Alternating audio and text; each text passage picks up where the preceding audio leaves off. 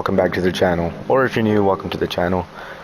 Today we're gonna be looking at a side-by-side that I made. This is definitely something that probably a lot of people were kind of waiting for. So if you were waiting for it for a while, if you were waiting for it, I'm sorry. This thing has been kind of a roller coaster trying to figure out. I went through so many different chassis and I finally came out with this, and I mean, let me know what you think in the comments. I mean, I think this thing looks decent, you know. It's what I could do in Trailmakers. Now if you aren't familiar with like side-by-sides, they're basically just these go-karts on like steroids, pretty much. Basically a giant quad bike, you know, if you will. You got basically it's usually CVT transmission, so basically that's belt driven usually. You park, reverse, neutral, low and high, so it's got first and second basically. It's automatic, of course, but it doesn't do its own shifting. It's just low is basically first gear, high is second gear, you know. But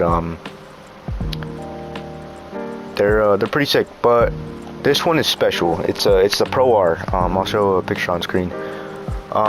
This thing comes with, well, you can actually option this out. Anyways, I'm not gonna get too nerded out on this, but like it has Fox live valve shocks, and basically what that means is the computer in the valve of the shock is changing every single time. Like if it feels a bump, it's like, okay, I need to firm up here. Or if you're taking a corner and you're going like kind of fast and sliding, it's like, all right, firming up there. You're taking a jump, it firms out all the way. Whatever it is, you know, it's pretty high tech stuff. So that's just something I wanted to say. But this obviously does not have that. I've tried stuff with like other chassis I've had, and it kind of works, you know. Basically the piston just pushes out and that kind of firms up that suspension, and it actually does firm it up, surprisingly. I didn't even figure that out until I was like, wait a minute, if I just reverse the process. But basically I don't have enough room to actually do that here. But oh, I forgot to color that. Okay, well, that's fine. I'll color that here in a bit. Anyways, yeah, so basically we have this pretty interesting chassis, to say the least. The front, you might recognize, is pretty identical to one of my trophy trucks, and I actually learned this thanks to Wesley. I'm gonna go ahead and shout that channel out again. That channel is awesome. Like, if you look at his trophy truck he made, that thing is crazy. That's kind of what like really helped me with this and the front suspension. But yeah, so I mean, of course, go check out his channel. Like, all thanks to him, I'm able to like really open up my knowledge about all of this stuff. So yeah, so like I said, once again, thanks to him. I do want to just kind of show you guys what we have here. Basically, these pistons are pulling up, these are pulling in. I'll try to make it as original as the actual suspension is, and then of course I had to kind of maneuver this stuff to where this could pull in first. See, I have those there, then that goes to there, and I'll put some pictures on screen, you know, kind of show you what that's supposed to look like. And then of course you got your radius arms here in the, radius arm? Yeah, radius arm, and then this is your trailing arm here. And I had to use these the springs, because if you don't, it basically just pulls up the whole thing. When you use springs, it actually stretches it out, so it's actually like diagonal instead of just this getting absolutely scrunched up like that. So if you ever run into a problem like that, use a spring. But the only thing about this is, well, the complexity. As you can see, it's 700, all these springs, and yeah. So I had like probably 5 iterations of this chassis. There was, first I had just regular, you know, single slope down like that. 3 suspension springs, and then I had 3 in the rear as well. You know, I actually posted my first generation side-by-side chassis on the workshop on PlayStation. If you want to go check that out, it even had I'll get to that later. Actually, hold on. But anyways, yeah, you can check that out if you want to. Matter of fact, we can check that out here in a bit. But I just really want to focus on this real quick, and you know, kind of get over this. But like I said, let me know what you think in the comments. I definitely tried my best. Also, if you are in the driver's seat, okay, yeah, that kind of does that. But sometimes this does mess up, so you gotta be kind of cautious when spawning this. But I mean, it's pretty well set. It's pretty consistent, I should say, actually. Ow. Okay, so as you can tell, this is only 2-wheel drive. But if I press top or arrow, what is that called? Arrow? Top arrow? This then activates this logic down here, and now I have 4-wheel drive. I'll try and put this thing on like jacks. I mean, you could take my word for it, but this does actually switch it. Oh my gosh. Okay, I can't actually. Okay, here's what we'll do. We'll just start this position at 1. All right, that didn't really help at all, actually. Okay. What was this at again? I think it's at 0. Okay. Let's see. How can I? Okay. Well, basically, see, as you can see, it's kind of slow here. Now, if I, yeah, see, brakes, they're not too great. So now, top arrow, a lot faster now. So obviously, that's not just because I have another 2 engines that are driving. You can actually, oh yeah, here we go. I can actually show you. So I have 4 engines here that are actually just for the 2 wheels, and then I have 2 more engines. These have no controls at all, and basically I just used what I used from kind of the basic knowledge of comparison logic gates and accumulators. This is kind of like the same system as like my my off-road wrecker, where I have crab steering and 4-wheel steering like a monster truck. So basically you have a number display. This goes into the comparison logic gates. These comparison logic gates are what activates the actual Dragon engine.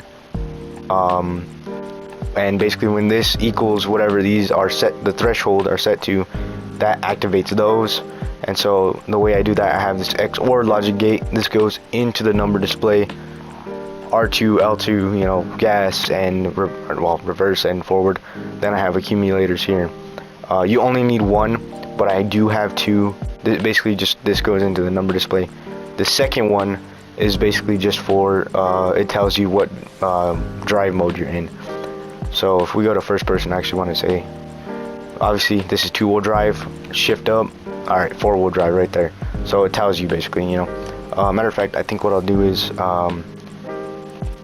what's nice is if you just enable rounding, this will make it a round number, you know, so you don't have 0.00. So there we go, 4-wheel drive, 2-wheel drive, 4-wheel drive, 2-wheel drive, you know. So that's pretty basic. You know, so there's that. I think just go ahead and save this real quick, just make sure. Go back into third person. All right, so let's go ahead, let's just take this thing for a little drive. Oh frick. Okay, let's not die. My gosh. Okay, the suspension is obviously not a whole lot of travel. Hold on, my front suspension, all right? Also, you notice third thing there, I had to the steering hinges, as you can see, they have those pipes on the ends.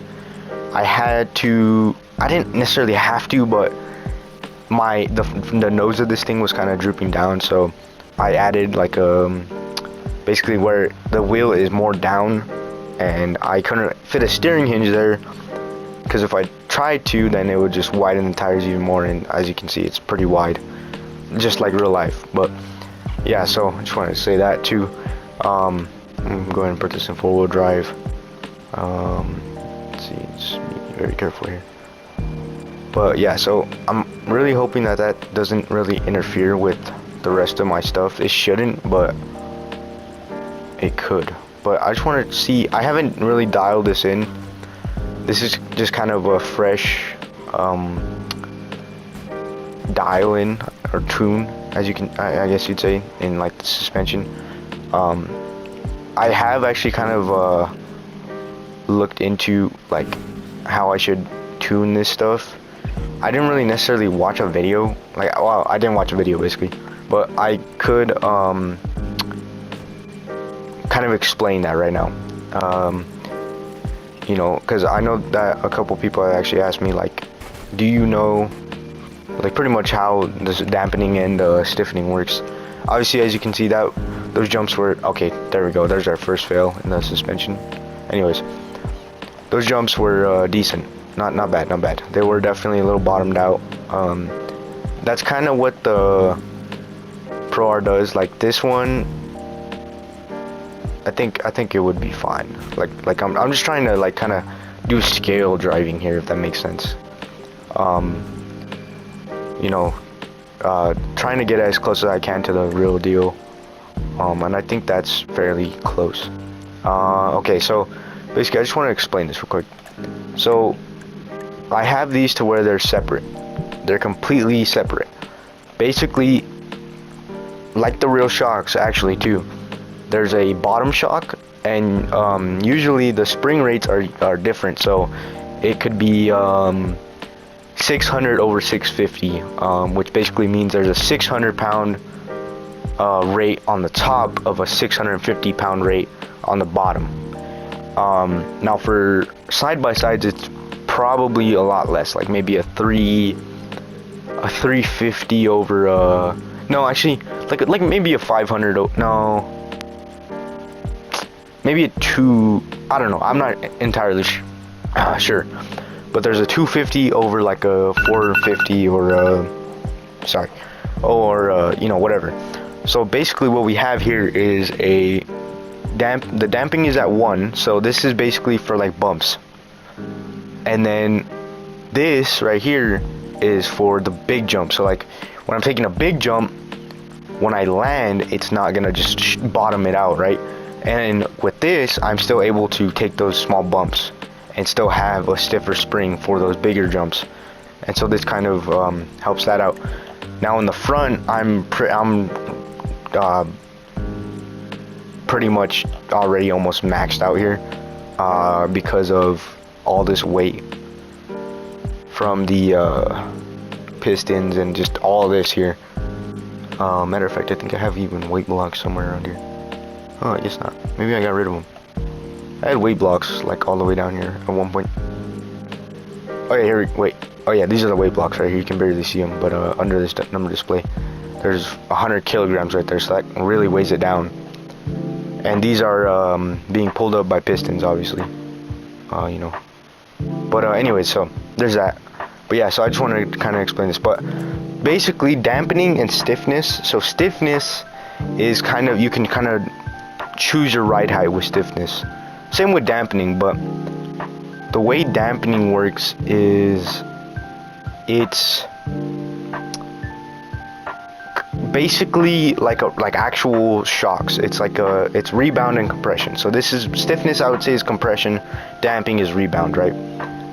Well, actually, I think stiffness is rebound and damping is I think, I could be wrong, but basically when you have more dampening rather than more stiffness, it's a lot smoother ride. Of course, it'll bottom out a little more, but it rides a lot better. I definitely want to do a more in-depth video on this, so if you do want me to do a more in-depth video on this, please let me know. I'll also be putting up polls still, of course, so maybe I'll go ahead and put that on the poll, kind of explain, I mean, you know, it'll be in the options, the 4 options, you know, it'll, whatever it may be, and then it'll be like explaining dampening and stiffening video, right? But anyways, so there's that. But yeah, so I just wanted to kind of explain that there. Obviously you can see this kind of decent. It's decent.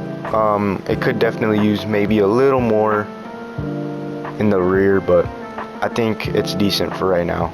And I mean, it doesn't seem to roll, so I'm happy with that. It's got a pretty wide steering angle, or steering angle? Steering, I don't know what you want to call it. But yeah, it seems decent.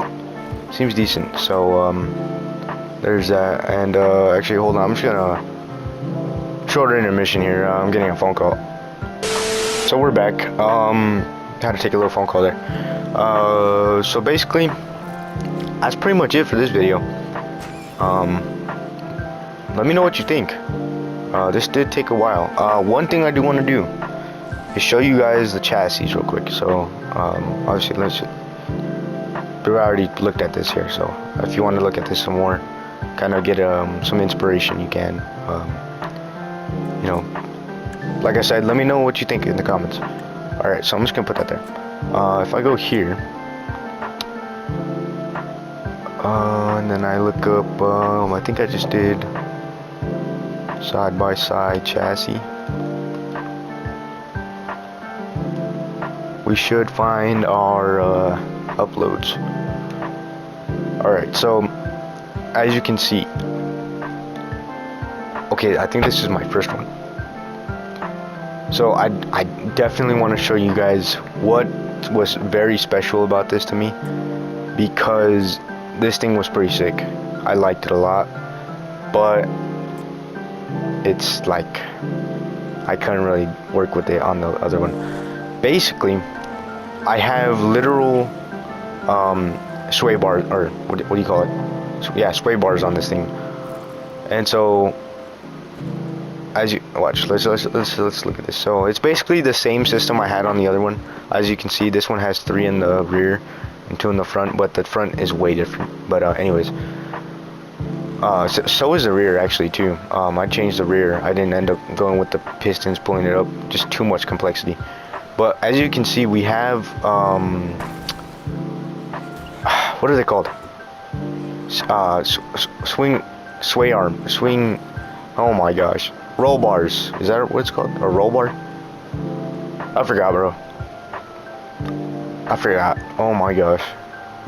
But anyways, these actually do kind of work too. I mean, that's kind of what they're meant for. They're supposed to work. So you'd expect them to work. But yeah, so they're pretty interesting. This is obviously the first generation. So if we did a side-by-side, which I should have taken that whole other chassis off and then compared it, but if you did this side by side, they'd look completely different. I mean, you can just tell like how different this is. But yeah, so I mean, I definitely want to try and get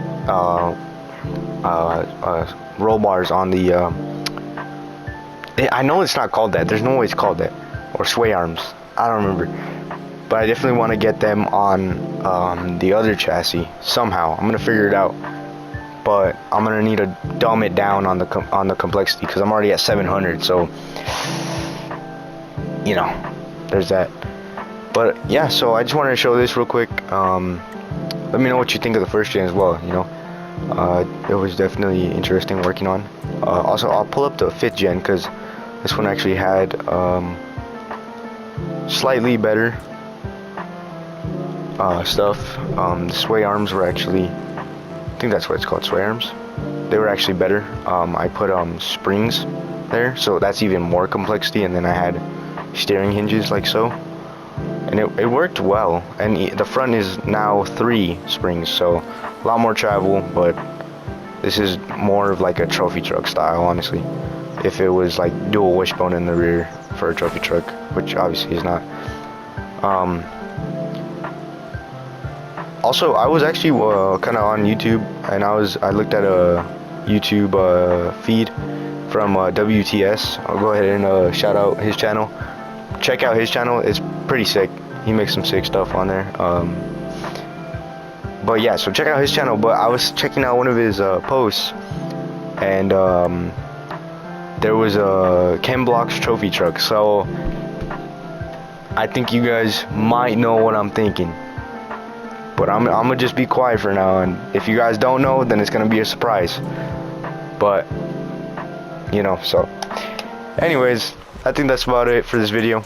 Hopefully you guys enjoyed. Let me know what you think in the comments about all this. And like I said, let me know if let me know if you have any video ideas. I mean, I'm free to a lot of any video ideas. I could be even different games. I'm honestly thinking about doing possibly a Five Nights at Freddy's playthrough. Not gonna lie. And of course, guys, don't worry. If you have been watching the Minecraft playthrough, I'm still gonna be uploading the videos until we beat the game. Maybe even past we beat the game. But we'll see. We'll see. I really want to try and get to the end before episode 10, though. You guys think we can do it? I think I can do it. Maybe. We'll see. But yeah, and please give me any feedback on editing. What else?